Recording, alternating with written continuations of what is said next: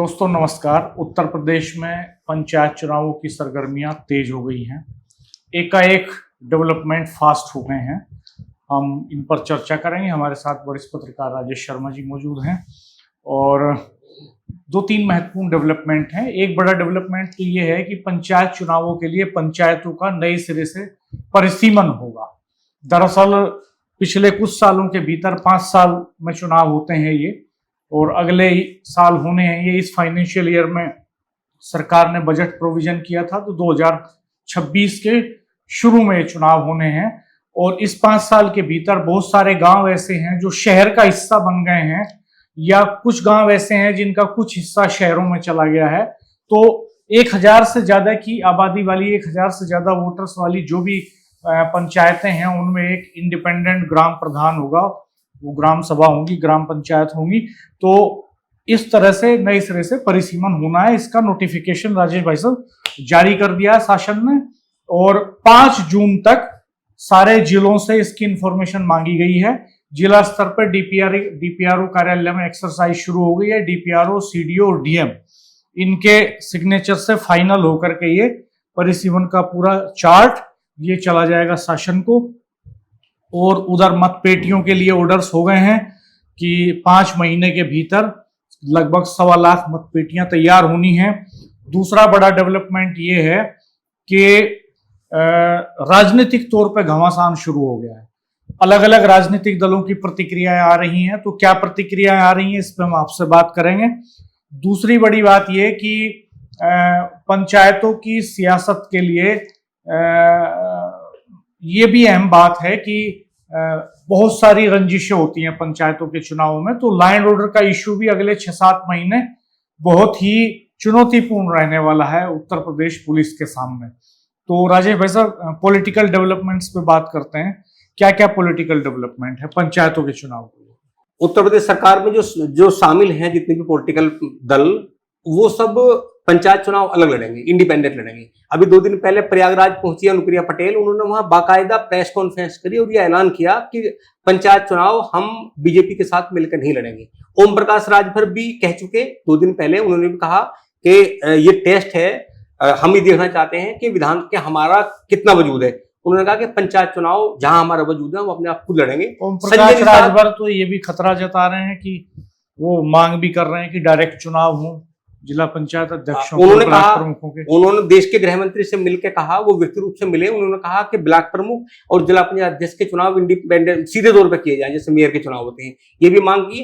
उन्होंने ये कहा कि पंचायत चुनाव है, उसमें हम अपने आप खुद लड़ेंगे और हमें ये पता चलेगा कि हमारी कितनी ताकत है, हमारा वजूद क्या है।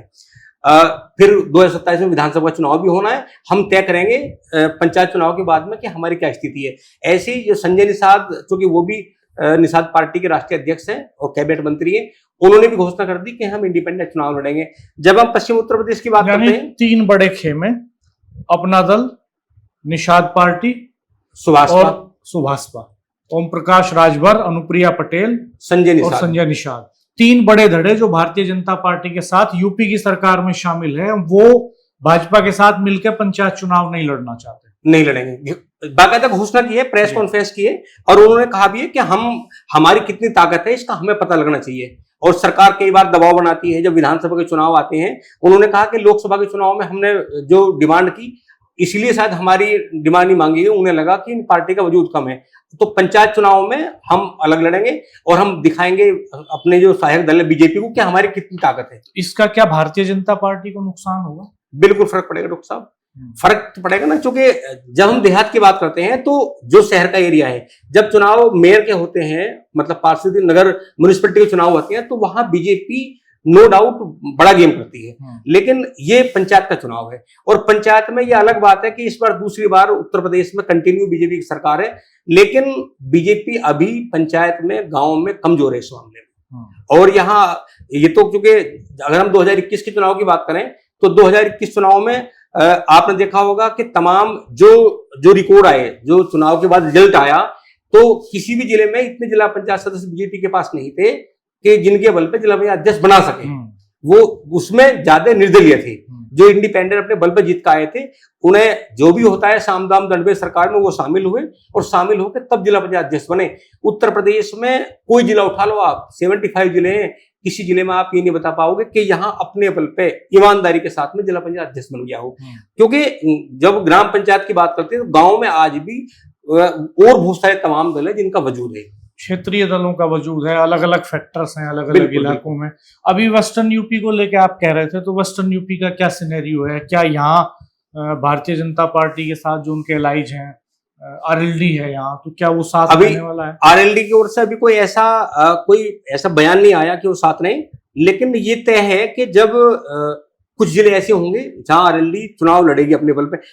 वैसे ये देखा जाता है कि आरएलडी कभी भी पंचायत चुनाव में कभी रिस्क नहीं लेती, क्योंकि जो चुनाव लड़ने वाले हैं वो सब आरएलडी के लोग होते हैं। ब्लॉक प्रमुख, वो विवाद में नहीं पड़ना चाहते। ब्लॉक प्रमुख और जिला पंचायत पे फोकस रखते हैं। बस ब्लॉक प्रमुख और जिला पंचायत अध्यक्ष तो फोकस होता भी है, क्योंकि जो जीतते हैं वो फिर बनवाते भी हैं। लेकिन पंचायत चुनाव में बहुत ज्यादा रिस्क, क्योंकि विवाद में कभी पड़ता नहीं आरएलडी, ये ऐसा माना गया है और डाटा भी है। पिछले अगर 4-5 चुनाव की बात करें तो उनका बहुत ज्यादा फोकस भी। ये तो सत्ताधारी दलों की बात हुई। अगर विपक्ष की बात करें, क्या बीएसपी जो कभी पंचायत चुनावों में नहीं उतरती, क्या वो इस बार इंटरेस्ट लेगी? इस बार विपक्ष में अगर हम बीएसपी की बात करें तो बीएसपी, चूंकि बीएसपी को ये लग गया कि अब स्थिति हमारी सुनने की ओर है, और जिस ताकत के साथ में बीएसपी ने मुख्य नेशनल कोऑर्डिनेटर बनाया है आकाश आनंद को, तो अब लगेगा कि अब बीएसपी तमाम चुनाव लड़ेगी। आपने देखा होगा कि बीएसपी अमूमन उपचुनाव नहीं लड़ती थी, लेकिन इस बार उपचुनाव लड़ा। जब 2024 में उपचुनाव हुआ तो पंचायत चुनाव लड़ेगी, बसपा पूरी ताकत के साथ लड़ेगी। हालांकि बसपा ने अभी इसकी कोई ऑफिशियल डिक्लेरेशन नहीं की, वो लड़ेंगे कि नहीं लड़ेंगे।